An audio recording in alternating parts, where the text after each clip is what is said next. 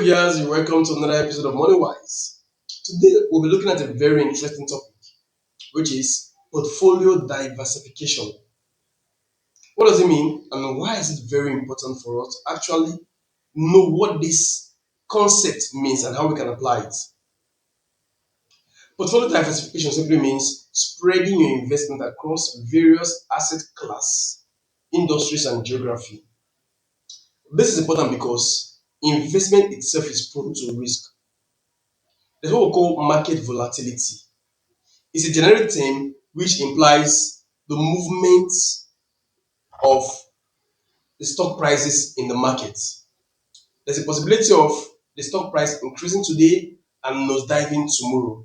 So when you invest in the stock, for instance, there's no 100% guarantee that the anticipated returns that you envisage when investing will actually materialize.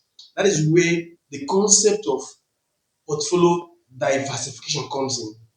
So what it's telling you and I is this. Instead of laying all your eggs in one basket, you have 500,000 for instance. Instead of taking the whole 500,000 and investing into stock exchange for instance, you can as well spread it across various asset classes. For instance, you can use 100,000 to purchase stock.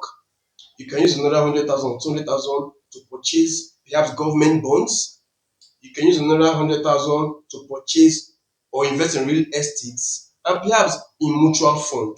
So the idea of portfolio diversification simply connotes the act of spreading your investment across various asset classes and of course various industries and geography.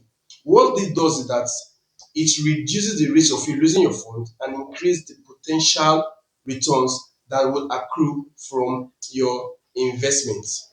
So the take home from today's insight is do not never allocate all your resources into investing in a particular asset. If you do, what happens is that you're actually exposing yourself to the risk of losing all your funds. What if, for instance, you take all your funds and invest it into the purchase of stock and the market crashes? Overnight, you've lost all your funds, and that will be very, very disastrous.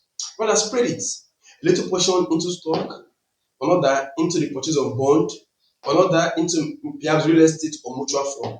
That way, you've reduced the risk of losing all your funds and increasing your potential returns.